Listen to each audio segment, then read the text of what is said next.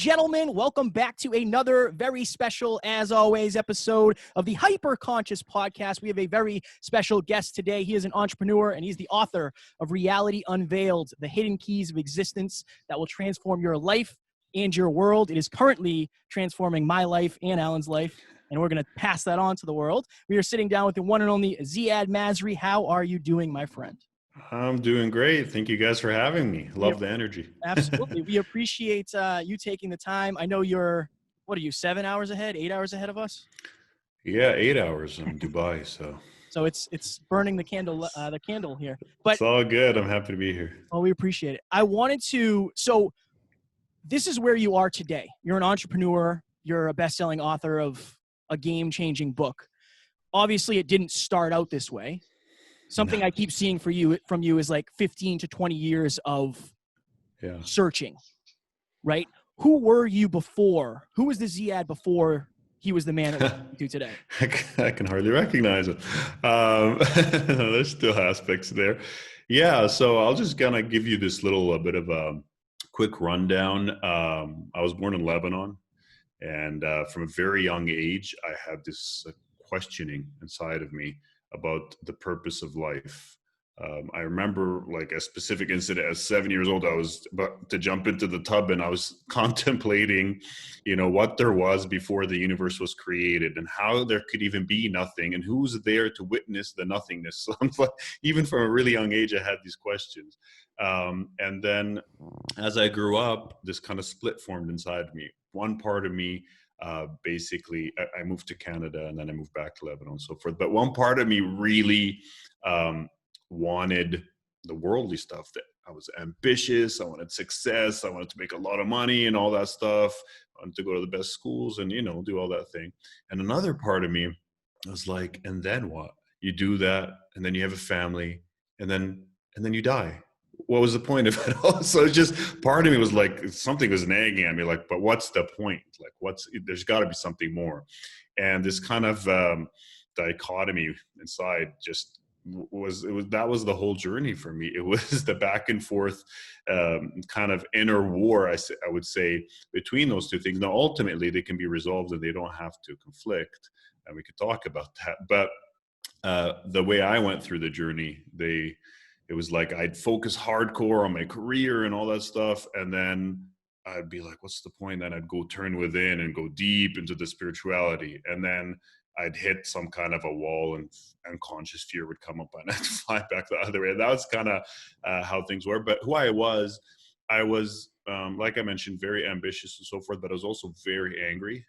Lots of kind of hidden rage, suppressed anger. I was extremely shy. Very, very shy, and it kind of insecure in certain ways and so forth. And through the spiritual journey, a lot of that has just kind of been dissolving over the years and dissolving so much to the point that now I look back, especially at the anger part, and that's when she's like a different person, So it's been an interesting journey. Was there like a catalyst for you that? Because obviously you were bouncing back and forth from these kind of two personas. What was the catalyst that made you finally say like, okay, it's time for me to do this full time or become this? Yeah. So, so basically what happened with me was at 8, and you'll get to it at the end of my book if you haven't gotten there yet, but there was a mystical experience that was so mind blowing that it completely shattered any, belief in that this is reality that we experience here. I had started getting deep into spirituality at age 18, 19. I started meditating, and then I was meditating one night and I was so into it and I was trying to reach what I could call the infinite within me. I just knew that there was something much deeper and I was trying to reach it, and I was sitting there for like 3 hours meditating. And then suddenly it was like some portal opened up or something. And the best way I can describe it, and it can't be described in words, but the best way I can describe it, it's as if this body disappeared. I became completely weightless, formless, and melted into an infinite ocean of love and joy so big that you can't even fathom it. But the crazier part was that I was it. There was no Ziad in it. It was me. That was the whole thing. And it was real. It wasn't some visionary thing. Like I was just fully experiencing myself as it. Didn't last very long, but when I came out of it, I was crying. I was jumping up with just gratitude, just saying thank you, thank you, thank you. Like how could something that beautiful even exist? Mm. And from then on, I knew that, well, I didn't really know it at that point, but that's who I truly was. As that's what I teach people, and that's who you truly are as formless consciousness. And what you are doing here in the human experience is that you are experiencing what it's like to be seemingly separate from that and seemingly separate from everyone else around you. But that's not true. That's an illusion. And every great spiritual text, from Buddhism, the Taoism, and all those, I've always talked about this being an illusion. So that was the key kind of experience, I would say. But funny enough, that didn't change my life. I came out of it. It was beautiful for hours of deep peace, a few days of like being in amazement, and then all the internal stuff still there.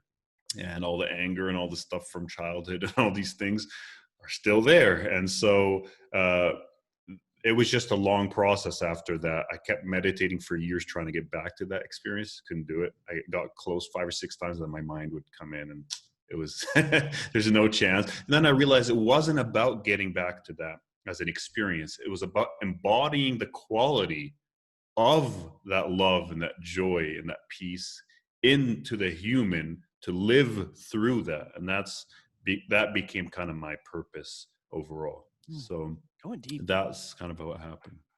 Very, very hyper conscious. So we use a system that we've kind of co-created with a mutual client and friend called the PMES system: physical, mental, emotional, and spiritual. And we've kind of tried to understand ourselves and the universe through this lens, so to speak, of like the spiritual being the third dimension, the emotional and mental being the second dimension, and then the first dimension being the physical world that we perceive, and then time technically could be the fourth. So through that frame of reference, we want to understand the spiritual side even more. And then, you hear a lot of people talk about manifestation. I've read, about the Tao. I've read a lot of spiritual texts, a lot of Wayne Dyer, a lot of, The Way of the Superior Man by David Deida. I've been trying to, which is a great book. I've been trying to understand all of these different dimensions and how they all apply to improve the quality of our lives and the quality of others' lives. So from your perspective, in terms of as practical as we can bring it, how can someone really understand the spiritual dimension and how that relates to manifesting an improved quality of life in general? Because like you mentioned, you went into that spiritual place through that 3-hour meditation, but when you came back, you still had those physical manifestations. 100%. Yeah. So it's a really good question. And I think what it comes down to, the framework I would offer is this. And this is from a lot of personal experience of struggling with this and hitting so many dead ends that kind of finally dawned and really sunk in.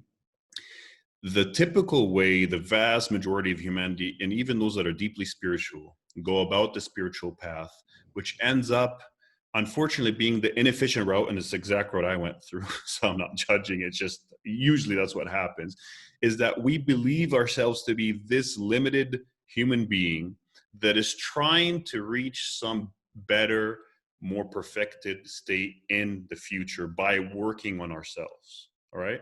Right. And sure, there's some element of truth to that. However, you can look at it from an opposite perspective and it transforms everything for you. And the opposite perspective is that you are that spirit, or in scientific terms, consciousness, spiritual terms, you can call it spirit. What is it? There's no real definition. It's a formless energy, for lack of a better word, that doesn't have boundaries, but has kind of qualities, and the qualities are love and peace and joy and bliss and all these things that are the best of humanity, let's say. So if you are that spirit, already you are perfect, already you are whole, already you are complete. You don't need to work towards that to get to that at a future date and become that. You already are that. However, you are not embodied as that in the human form. So if you start out with, I am already this, I am whole, I am complete, I don't need anything to make me happier or better or whatever. But I want to experience the truth of myself more and more so that it can become reflected outwards through the human as the channel and manifest into the world as a pure exploration of joy and love just for the beauty of what I can create in this world, for instance. That changes everything. Why? Because it goes from I'm working on myself to become something better in the future, and only then I'll be happy, versus I'm already happy and I'm letting that happiness manifest outwards through becoming more and more embodied into the human being that I am. It just flips it, where you are coming from a place of wholeness versus coming from a place of lack that is working towards wholeness.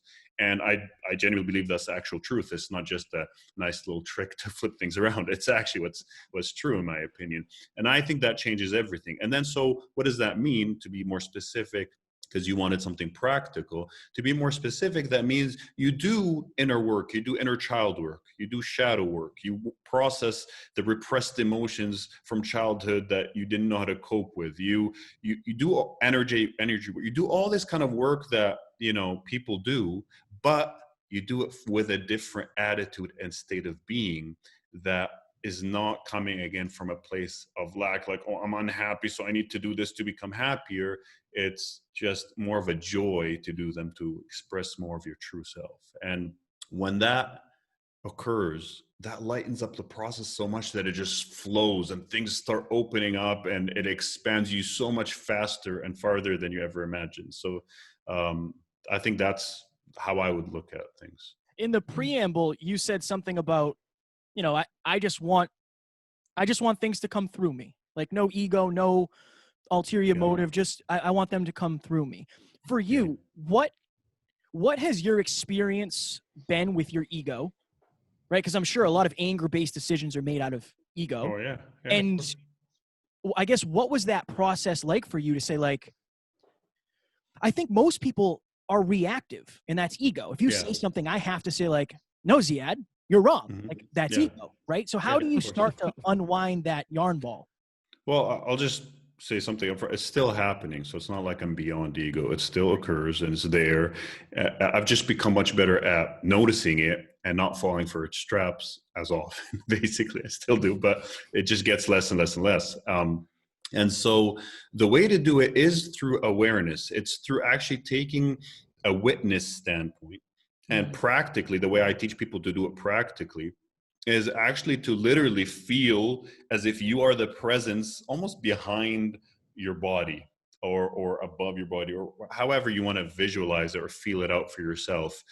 So feel the presence behind or around your body. And that's the true you. See, most people are very much identified with that, you know, talking voice inside their head, and think they are this little point right here behind the eyes, and that's me, right? Because that's what it feels like, that's me and that's who I am, and I'm thinking.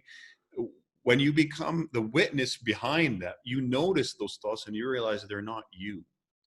They're a set of conditioning picked up from genetics, from biology, from society, from all your experiences, childhood, and so many wrong conclusions from past experiences. And that's what makes up the ego, the egoic structure. And ego doesn't mean like someone who has a big ego. Ego literally means someone who, not someone. Ego is the way I define it.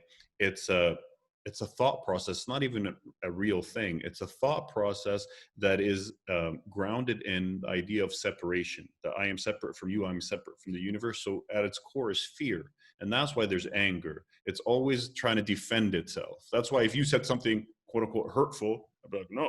Well, why should that hurt me? It's because there's something in here, or seemingly, that thinks it needs to defend itself, because it's not identifying itself as this complete formless spirit. It is identifying itself as this body, as this name, as this history, and that of course can be hurt. So the way you do it is you start identifying more and more. You switch your identity, essentially.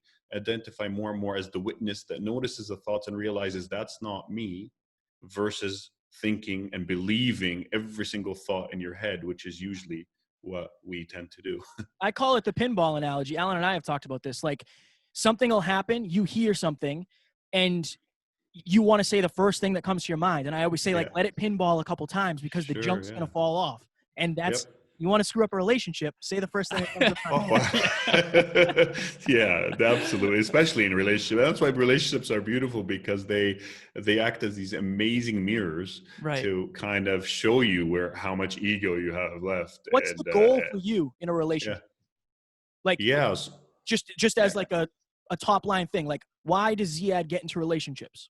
You mean yeah, intimate and, relationships, Yeah. or do you mean? Yeah, Okay, like a yeah. significant other Intimate. partnership. Yeah, and I've now been married for 3 years. I just had a baby boy 10 months ago. So I mean, it's a whole new thing for me. Thank you. And for me, it was to build this what I call a conscious relationship, and it's to grow together and um, to become more of who we truly are, like I was talking about, to embody that more through using the relationship as this mirror that reflects, back to ourselves all the areas that we still need to work on, and of course to allow the heart to open more and more towards unconditional love, which I think is the key, because so much of the love that we call love ends up being conditional. That's why so many relationships end and love turns to hate suddenly and all that. It's because it's conditional. It's because we want something from the other person. If they don't give it to us, oh no, there goes the love. And so it's trying to work more and more towards unconditional love, and to use anything that upsets my wife, for instance, as oh, there could be something there within me, and then also when I'm upset at her, for instance, she does something, to notice that I'm usually projecting something onto her, and that's my own issues inside. And this is how you become less and less reactive, when you start owning your own stuff essentially, and you stop projecting it onto others. And it's always a work in progress. You're going to fall into it here and there, but you just get better and better at it. Right. And the more you got better and better at that, you found your relationships, your career. Like, I think the things that people want out of life, Mm-hmm. some of those desires and ambitions that I do believe some of them are from, I believe, Kevin and I say this all the time. We did an episode one time on 7 reasons to set a goal. And Mm-hmm. the 7th and least important one was to actually get the goal. Most of Yeah. it is to expand the people you have to learn, meet, the fears you Yeah. have to face, the skills you have to develop, that kind of thing. So what I want to hopefully do in this episode for our listeners and for ourselves is to remind ourselves that, like, the fruit that you want is going to help you embark on this journey of mirrors. And Yeah. so when you say, an intimate relationship is a mirror, and the point of the relationship, and one of the things I think Kevin wanted to get to, is that the point of your relationship is to grow into more of your true selves, which is so cool, because we just did a training on that recently. Have you found that when you become more proactive, how has that manifested into the things that many people actually desire in terms of career success? Like, how have you gotten out of your own way, in a sense? Yeah. So what I used to do was do everything out of pure sheer willpower. And it was just like, it's a fight. You're fighting against a stream, and you just put your mind to it and you just do it.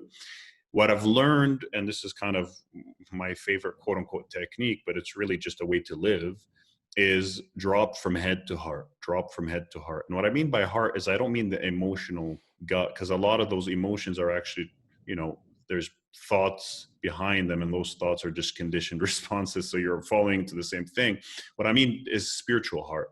And the spiritual heart is that true intuitive quality that we all know, we all have, and it can guide us so efficiently, so perfectly in life, not only for our own highest good, but for the highest good of the whole. If we understand we are connected to everyone and everything, we should, we realize that, why would I ever want a selfish goal? Of course, it should always be for the good of the whole, because I'm connected to everyone.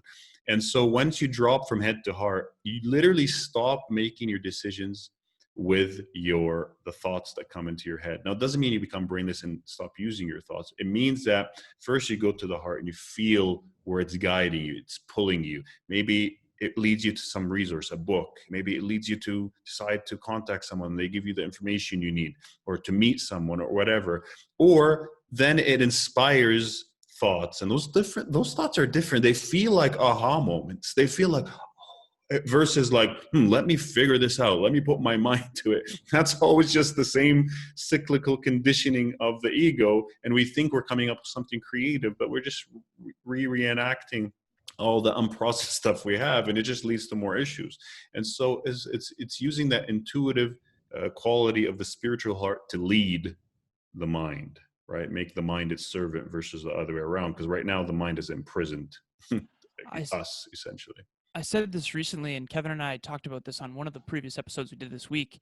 I want to make my decisions. I think it was Lead with Your Heart was the episode. And that was a great idea, Kev. This is very synchronistic. And I was saying, I want to make my decisions with my heart and then strategize with my mind on how to achieve it, and not the other way around. And so I think that was a beautiful verbalization. And I like what you said, exactly. when we do physical, mental, emotional, spiritual, I always think the emotions, I say this, don't listen to your intuition if you're in an unresourceful, fearful state. When you're in a fearful state, if you try to listen to your intuition, it's going to tell you the wrong That's not thing. intuition. Those are emotions coming from thoughts that are very limited when you're in that state. Right. The intuition comes in only when you're in stillness and you're in a peaceful state, because that's when you actually tap into who you truly are, where the intuition comes from. Otherwise, it's not really intuition. That's why some people say, I can't fully trust my intuition. This is because they haven't learned to actually only go to the true intuition. It's mixed, sometimes intuition, sometimes emotions. And that's the key to learn to differentiate. Is that why shower thoughts are so like, and I always you're relaxed. Well, yeah, I think for a lot of people, Ziad, and there's two things, and I say this to my clients all the time. The number one reason I think you can't sleep is because that's your first moment of stillness for the entire day where you're not listening or watching something. And I think if you listen to music in the shower, it might not happen. But like I literally have to like poke my head out of the shower and say something to people because I'll lose it. It comes through me, like you said. Yeah. I mean, and sometimes people ask me, like, how do you know if it's a true intuition versus some emotional thing that's going to cause me issues? And there's actually a super simple gauge, and I teach this in one of my free classes, but it's such a simple gauge. And the simple gauge is your body, your physical body is literally the gauge. So when you have an intuitive idea that is coming from your soul, from your spirit, right, and this truly for your highest good, it will cause your physical body to become expansive and peaceful and joyous and have an expansive state of being or energy. And when you have a thought that is based on your conditioning, that is not for your highest good, something within you will contract. And that contraction can be subtle. It can seem like excitement, but there's this grasping. There's this neediness around it. Like you're chasing something, thinking that it's going to fulfill you. And that's a contractive energy. Whereas the true kind of soul-based focus, it just feels right. And it feels good, and it's not needy or graspy or any of that stuff. It just feels like, okay, this is the right way to go. And now, of course, after that, the ego can come in and make you needy and graspy. So you have to watch out for that. But, it's a good gauge, at least to start with. And you can always continue using that gauge. Anytime you find yourself in a contracted state of energy, you are believing some lie of the mind or emotions. That's my rule of thumb. Like, it can be literally that simple. Anytime you're believing some lie of the mind or emotions. And someone could say, yeah, but what if something bad's actually happening externally? Yeah, but we all know, if we've studied this long enough, it's always how you react to that, how you choose to perceive that. It's not really what's going on out there. And so if you are feeling like this, that means your mind is telling you some lie about what's going on out there. So like if you were afraid of speaking, like I'm Kevin, I want to be a professional speaker. I have this moment in the shower where it's like, I could see myself on stage. Then the ego comes in and says like, well, you're not confident, you're not a good speaker, you're not this. Is that what you're referring to? Yeah, it can be. That's a good example of it. Like the intuitive feeling just feels right. It feels expansive. It feels joyous. It's that it's almost like a cliche, but it's so true. Follow your bliss. There's a reason for that. Now, most people then, before they actually do that, they get hung up on the fears because they listen to the voice in their head that is always spewing lies, and it's always led them to a lack of fulfillment. No matter what they've done, how many desires they've achieved, they're still not happy, and then yet they continue believing it. Right? Well, there's a clue here. There's something in there lying to you, and you believe it is you. That's the problem. We believe we are the one that is thinking. We're actually the witness, and the thinking for the most part is just automatic conditioning. It's like literally a software program based on our history, based on our childhood, mostly of repressed stuff, that's just spewing out thoughts that we think are our original thoughts. And this is the great illusion, and it's very tricky. Obviously you're going to think what that voice in your head is you, but that's the beauty of it. It's not. It's something, tough to tell people, but it's not. I heard once the brain is the command center, but who's the commander? Right. And that's There you kind of go. the witness you're talking about. We think the mind is Yep. our brain, but the mind is actually an energetic, Exactly. spiritual being. Absolutely. So one of the things that I wanted to get clarity on, I heard this once. I heard, and I really believe this too, but I think it's tricky to listen to it, like you kind of already mentioned. If prayer is you talking to the universe or God or Tao or infinite intelligence, whatever you want to call it, source, then intuition is God talking to you. Yeah, And that's a really good way to say it. so I love that. But the thing is let's say Kevin is in the shower and he's by himself in bliss, and he has this intuitive moment of him, this vision comes to him of him on stage giving a speech. But then he's 5 minutes out of the speech having a panic attack. Which one is the truth, and which one is telling you what you should and shouldn't do? And how do we help people listen to the right one? Yeah, so the truth is always the one that puts you in a state of peace or joy or bliss. That's the truth. I mean, I literally like to simplify it that much because I've discovered that that's true. Everything else is a lie. Why do I say it like that? Because the truth is the truth of who you are, and the qualities of that is love, joy, bliss, gratitude. It's all the positive things. Everything else is the illusion and the limitation who we now think we are, but who we are not. We are creatures of limitation. We are these unlimited beings that have decided to experience what is it like to experience limitation. And now the whole game is to, from within the most difficult odds, from within the core of limitation, to come up and be reborn to our true nature. It's like this, because this one consciousness is hiding out in these seemingly infinite, separate beings, experiencing itself in a billion different ways, only to reawaken to its true nature as the one. That's how I like to put it. So you said, and again, over the last 15 to 20 years of your journey, you ran into a lot of roadblocks. You had a lot of struggles. What were those struggles like? Were they internal, external? Both. So I always struggled, for instance, with my anger. I always felt bad. Like I wanted to be loving. I wanted to be kind. And I would just blow up, or I just get so impatient or so mean, and I was like, but why does it keep? Because my best intentions are conscious, and everything that's happening is a subconscious mechanism. It's the software running the show. It wasn't until I started doing deep inner work that unconscious stuff started becoming conscious. And one of my favorite quotes is from the great psychologist Carl Jung, who I think, is like Freud gets all the the accolades and adore, but I think Carl Jung is just a whole other level.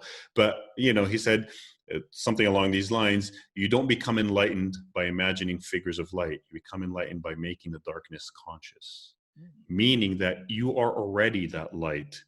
All this darkness, all this stuff is covering up who you truly are. The way to do it is just to remove whatever is blocking, and there you already are. There's nothing to reach. It's already there.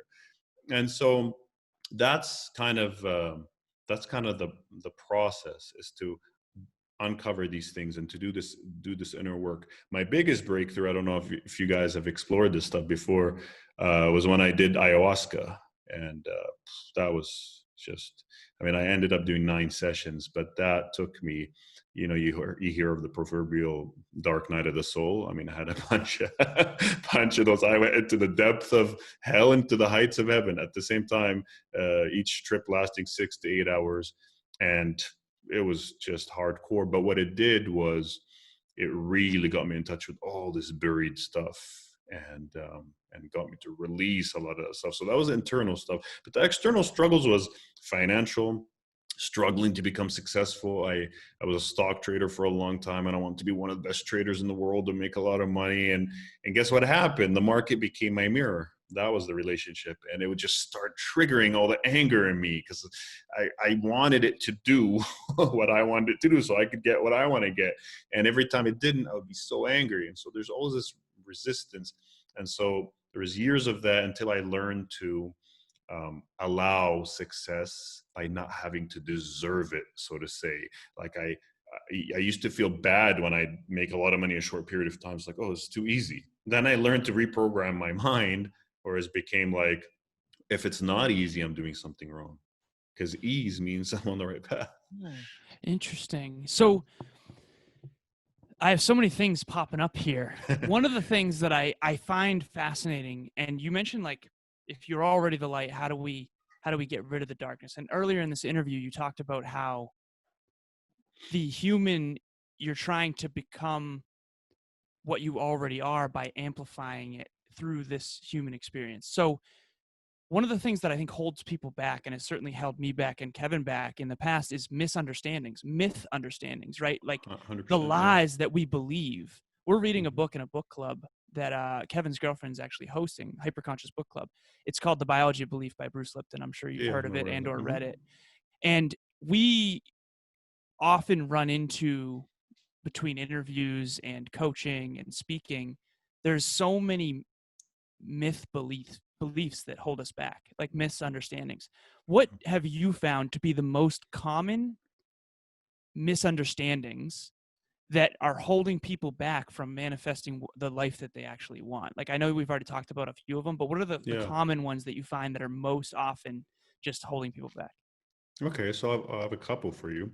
One is something I will say is that you don't manifest what you want, you manifest what you are. And what that means is most people have these desires, and they're thinking, okay, they hear the law of attraction teachings and stuff, and there's a lot of misteachings within those, because it says, okay, if you just focus on a desire and you want it real bad and you visualize it, then you get it. But that's what you want. As you're sitting there visualizing and wanting it and wanting it and wanting it, what are you putting out to the universe? I don't have it. Why else would I want it? I don't have it. So you're putting out lack, you're putting out lack.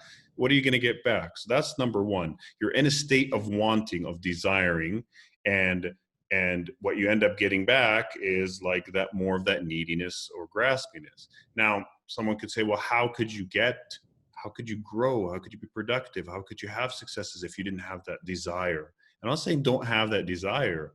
What I'm saying is find the true soul-based desire versus the mind-based desire, the mind that's telling you, if you get this, you'll be happy. Find the true soul-based desire by tapping into that intuition, by removing some of these blocks.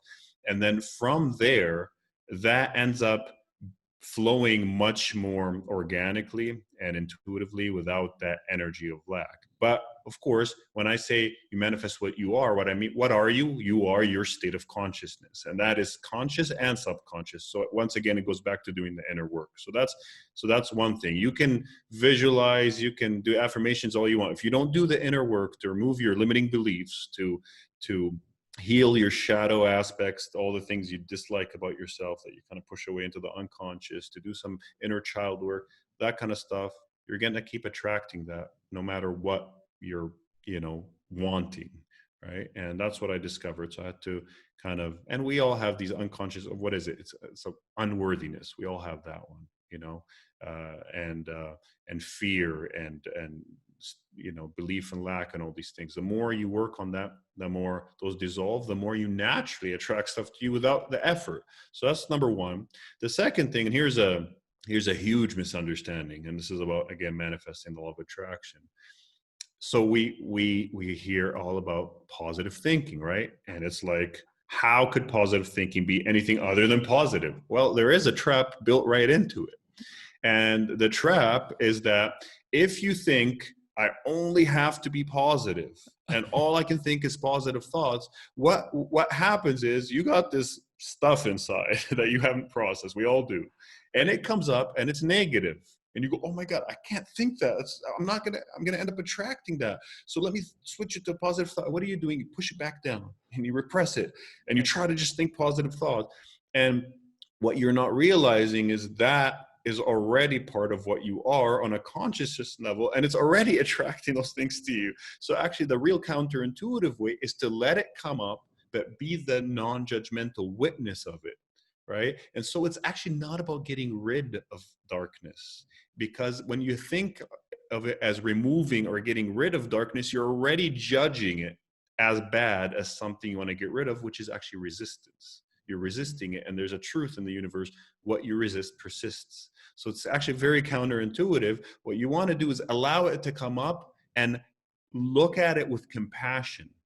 Look at it with love, as you would a child who just doesn't understand, right? And you are the parent. You wouldn't sit there and scold. If you're a good parent, you wouldn't sit there and yell at them for being scared or for having wrong beliefs or for being negative.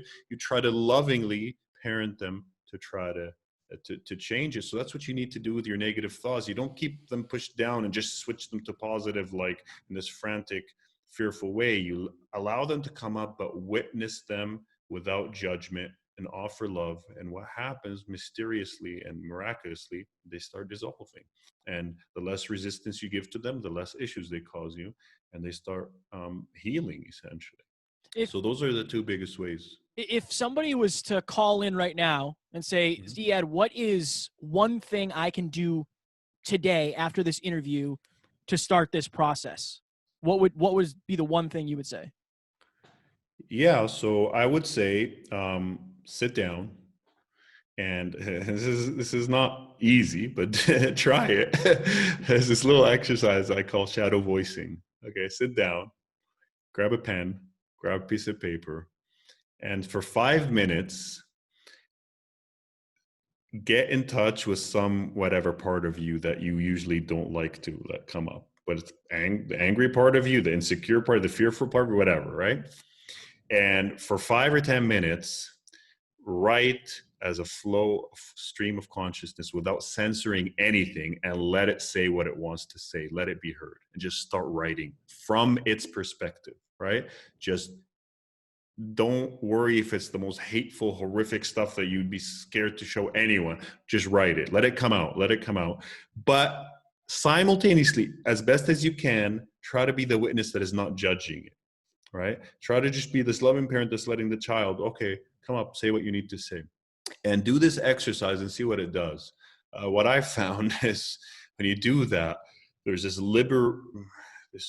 liberation quality to it, because when that aspect of you that usually deny, which is why it's called the shadow, when you allow it to come up and express itself without judgment, just express itself, that frees up so much energy. It just lets it come out, and it's a beautifully healing experience that can really start freeing up a lot of pent up energy that you feel like, oh, I can't think that, like I'm such a bad person. These are the kind of thoughts we have. How could I even say that? But it's not you. It's that thought stream again. It's that voice in your head. It's not you. So that's one thing. Right before you start, remember, this is not you. This is a fragmented aspect of your consciousness that has had some wrong conclusions and believes it is this separate thing that's apart from the whole universe, and it's in a state of fear. The best thing you can do is offer it love. So again, it's counterintuitive. You're not trying to get rid of anything, trying to meet it from a place of understanding and compassion. That's what actually heals and liberates it. We had a therapist on, Carol Gillen, and she talks about parts and how we have these parts of ourselves that we suppress. And she described it like a beach ball that you keep trying to push down. Yeah. And when you actually let it up, eventually, if you keep trying to push it down, it'll come up and splash everybody. We've all been there. But if you let it come up slowly and then get to know it and start to build a relationship with it, now you no longer have to suppress it. So if you are out there listening, think about what he just said from the aspect of, like, imagine how much energy it's taking your subconscious to, like, keep that thing down. And if you actually start to, that's been happening to Kevin and I over this last 3.5-year journey. I had one recently about my stepdad come up, and I just was like weeping. And afterwards, I couldn't explain it. I felt so free, and I felt like I was no longer the slave to this thing. I had no more aversion to doing stuff, mechanical and stuff like that. So that happened to me today. Beautiful. Ziad, I was watching straight up, and it honestly, awesome. I started tearing up a little bit when you were talking a little while ago. I don't know what the hell's going on, but I watched your video on YouTube about You've Been Lied To. Oh yeah. I think that was for some reason I'm in a great mood, and then I just started crying for no I don't know what's going on. What is that? That's beautiful. That's what that is. That is essentially some aspect of you that you've been denying, that somehow a greater part of you just allowed up to come up and held space for it, essentially. And that weeping, that crying, that's a beautiful energy release. That's a release of energy. And I've had many of those, and it's very, very freeing. So especially for us men, you know, we kind of don't want, but you know, you just learn to welcome it and embrace it. And when I've done retreats or things like, you know, psychedelic plant stuff, I mean, I'm always the one that's like, crying, weeping in front of her, screaming like a mad person. Everyone comes up later up, you know, it's like patting me on the back. I mean, that's just how it is. You just got to kind of become fearless with this stuff and just go with it. Let it come flow through you. But that's beautiful what you guys are saying, because that's really what it's all about. That's what holding space for something is. And actually, if someone's interested, on my YouTube channel, I have a specific meditation that's all about welcoming negative thoughts and feelings and embracing them versus rejecting them. And it guides, you know, people through it, because I know that's a very counterintuitive process that sometimes I forget, oh yeah, I'm supposed to be welcoming this thing, not going, you know, so it's, yeah, it's something we all need help with. For sure. So I want to try to get clarity from your perspective on something that happened to me. Mm-hmm. I was watching this movie. This was probably 2.5 years back, and it was by Woody Harrelson was in it, and he had daughters, and he had this, you know, really bad alcohol addiction, but he clearly still loved his kids. And I was watching this with my girlfriend at the time, now my ex, who after the movie, I literally was uncontrollably crying for like 15 minutes, to the point where she was like kind of scared for me of like, what's going on. It was just like uncontrollable. And I have a pretty good idea of why that is after that particular movie, like seeing that because of what but I had no idea prior to that all that was built up in me. Yeah, we From don't my know. We're childhood. so good at covering it up. We're so good at coping with it that we just don't know. It's crazy. So, and after that, I felt like I swear I hit a new level in my career. Like I was able to, I swear something opened in me after that. And I had I've had several of those. That was the big one though. That was like a really big one. So from your perspective, what happened to me in that moment? And then how can we encourage people to proactively seek out those healings? Yeah. So what happened to you is exactly what I was just saying before. I think just it's like you probably already were doing something that was making you ready. Whether you're opening up, and sometimes we don't notice those moments. Your consciousness was opening up, and then something triggers it. And even though previously the knee-jerk response was resistance, suppression, something just opened, and it's mysterious. You can't really figure it out, and there's no need to try to figure out consciously, but something just opened, said, yes, come up. And that something is your true being coming through. So each experience is more of who you truly are coming through. And because who you truly are is unconditional love, well, of course it's going to let anything come up. What is it going to say other than it's okay? You're perfect exactly as you are. Just come up, be seen. That's what else would unconditional love say as it's other than it's okay. You're perfect. It's okay. Nothing has to change. You don't need to change a thing. It's okay. Now, people think, well, if I don't need to change a thing, how do I get better? But see, the attitude of unconditional love, the change happens by itself. There's a movement towards harmony by itself. When you allow everything to be exactly as it is for that moment, whether it's pain or whatever it is, it liberates it, and then it's no longer that. It actually changes to something more positive. People are worried, like, but if I just accept, does that mean I become passive and nothing changes? That's not what it's about. It's about letting go of the resistance to what is, allowing it to come up. That naturally liberates and heals it, and you do change, and you do become a better person, and you do become more successful, and all those things. But it's not through willpower. It's through this effortless, joyful manifestation of just liberating those stuck parts of you, so to say. And something just occurred to me. Another thing I'd give your viewers and listeners, another helpful little technique, super simple, and I just want to make it something that's super easy to do, is this little inner child technique that just worked wonders for me a long time ago, many years ago.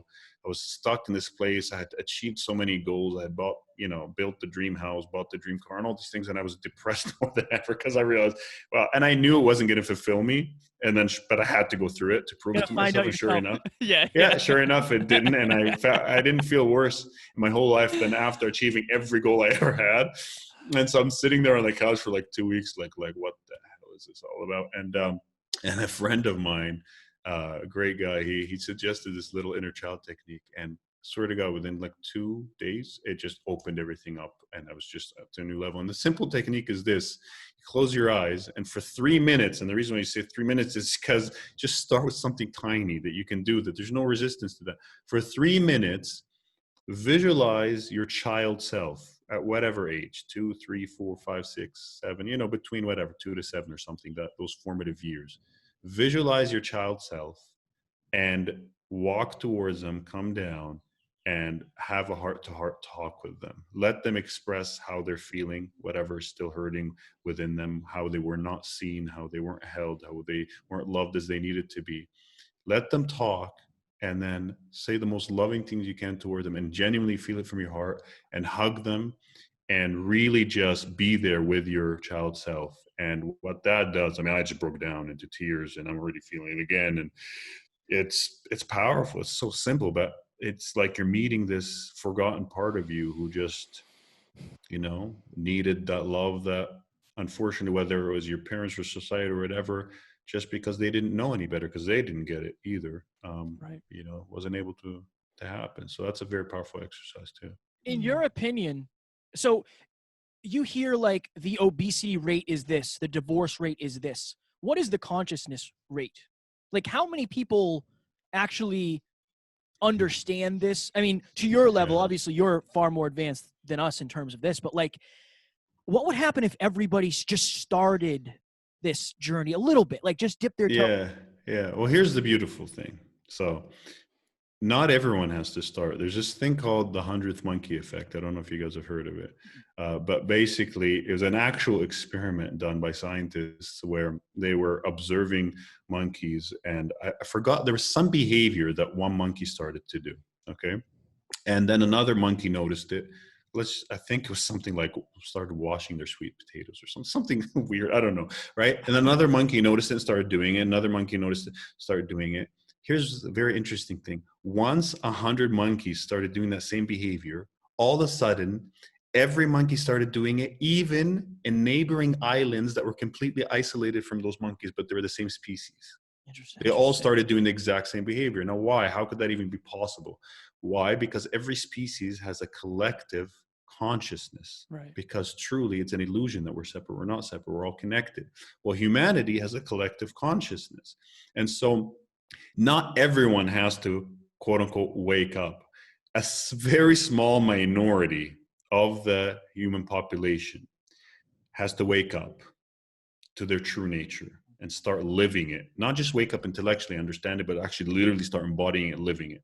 And when that happens, what that'll do is trigger this 100th monkey effect in the collective consciousness of humanity, and it'll become exponentially easier for everyone else to wake up, and people just start just awakening suddenly. And I don't know if you've gotten to chapter 7 in my book, but I talk about the shift, and I talk about the grand awakening that's coming. And I wrote the book 3 years ago, and I mentioned that some crazy stuff is going to start happening, within these next few years. And of course, this whole COVID situation, I think, is the start of it. It's a terrible, tragedy. I have my own thoughts about it. I don't want to get into that, of what's actually going on. However, behind the scenes, I think there's a gigantic shift towards awakening that you're talking about. Many more people are waking up. Many more people are turning within. Many more people are seeking something deeper now for life. And this is what's going to shift us into what I call new golden age. And this new golden age is, if everyone woke up, it would be a utopia. The beautiful thing is not everyone has to wake up. Relative minority. We're talking maybe, whatever, a few 100,000 people compared to billions. Well, unconditional love, the power of our true nature is so strong. It's such a strong light that literally a minority can light up the entire globe, figuratively speaking. And it'll be just an entirely new earth. And if you actually study this stuff, it's been prophesied in about 40 different ancient spiritual traditions that around this time, the Mayan calendar around 2012, there's all these other, that around this time, literally the time we're living in right now, is when the golden age is going to occur. Now, before that, we are going to go through a collective dark night of the soul, which is, right, as you can see, it's happening right now. Personally, I think it's probably going to get a little rougher before it gets better, but it's just like on our own personal awakening. it gets rougher. We have to go through battle our demons, but then on the other side is this magical way of being that awaits us. So I think this is what's happening collectively on Earth now. So we got 7 minutes left. Alan, Yeah. I want to make sure he plugs his things. That way, if we have more questions, we can get them at the end. I want to make sure he gets a plug. So obviously you talked about some meditation stuff. What else do you have for programs? The book, I'll link that because it's fire. I literally, so I'm only in chapter 1. Like, I got all of my questions from chapter 1. So I definitely highly suggest it. All right, awesome. Yeah, so what I'm doing now is I launched a website. It's called soulhub.com. And so there I have a couple free intensive online classes. I also have some more intensive courses. And I have my YouTube channel. So it's youtube.com/soulhub. And there I just, put out videos teaching this kind of stuff that we're talking about today, but obviously each one in greater detail. So I would tell people just check out the YouTube channel. Definitely check out the free classes. They're very intensive. One is all about manifestation, exactly the stuff we're talking about today. Literally the hidden flaw in most manifestation teachings, and how to overcome it, and kind of how to align towards manifesting what you want in life. And the other one is all about the true essence of meditation and the 3 radical paradigm shifts that you need to make to have much deeper meditations that are much more expansive, even with eyes wide open as you go about your day, normal life, without needing to be sitting there on a mat with eyes closed. So those are the 2 free webinars that I have that I'd recommend people check out. And that's it. Right on. No more plugging. What is it like to meditate for 10 hours? It was really intense. I did that for a period where I went into Indonesia, and there was a retreat. It was a 10-day retreat. Every single day we'd be woken up at 4 a.m. We'd meditate for 10 hours, and we were in complete silence for the whole 10 days. And it was just rigorous. So it was hardcore. I mean, when you're in complete silence, you're not interacting with anyone, all you're doing meditating all day long for 10 days straight, you really face your stuff. Oh, yeah. It was hardcore. I struggled with 10 minutes. I struggled with 10 minutes. Oh, Yeah. man, that's intense. Alan, you got anything? I do have one last question, if you don't mind. minutes. So, Sure. I wanted to ask you about adversity. And you kind of mentioned the dark night of the souls that you've had, and then the collective dark night of the soul that the globe is having right now. And the one thing we all do have in common right now, we always have things in common, but COVID made it clear that we all have this similar challenge. Challenge brings innovation and growth. And I do believe that to be true, and I just want your take on adversity and how that can be your advantage if you use it to uncover that darkness off the light. Can you just go into that quickly? I know I think that's a perfect question. So I'll give you what I've done with adversity through my career or through, anything.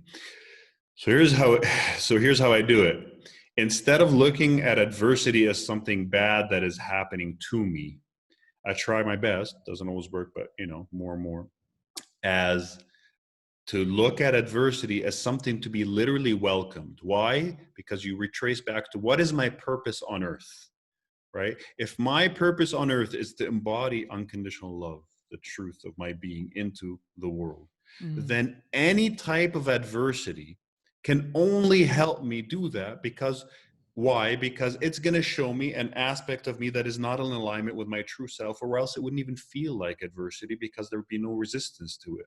So it's literally like a beautiful mirror that shows you what you still need to work on. And so what I like to go on is, everything that's happening in my life is exactly what I need. It might not be what I want consciously, but it's exactly what I need, right, to fulfill my purpose. Is literally planned by my soul before I even got here, exactly what I need. So how can I curse adversity when it's exactly what I need? So literally, what other response could there be that is more appropriate than gratitude? So you switch something that I'm just cursing it, or I'm just dealing with it, to thank you. All right, bring it on. Let's see what else can come to accelerate my consciousness evolution and embodying who I truly am. Thank you for this opportunity. All right, let's have more. Thank you for this opportunity. Instead of identifying with the person that is struggling against adversity, identify as the witness, that consciousness that is using it to bring more of your true nature into the human. Just that switch in perspective makes it. Imagine you're waking up in the morning, and you're literally going, I can't wait for what adversity the day brings because it's going to help me grow. It's a very different way to live life. That's fire. That's fire right My there. goodness. I got to take a nap. I have a nap after this. I got another interview at 1, man. I know. Hope it wasn't too intense. No, it was great. This was honestly everything. I was so excited about this after I did the research and started listening to you, because I think 2 years ago I would have tuned out already, you know. And I think I'm so happy with where I've gotten in terms of spirituality. Yeah. And I want everybody to get there, because it does feel different. Living feels different. And thank you, man. Thank you for this. Thank you, guys. Awesome questions. Honestly, I think in terms of an interview, best questions like back to back was really good stuff. So appreciate We it. appreciate that. You survived the hyperconscious gauntlet. And if you ever need anything, please reach out. Thank you so much, guys. Thank you so much, Absolutely. Ziad.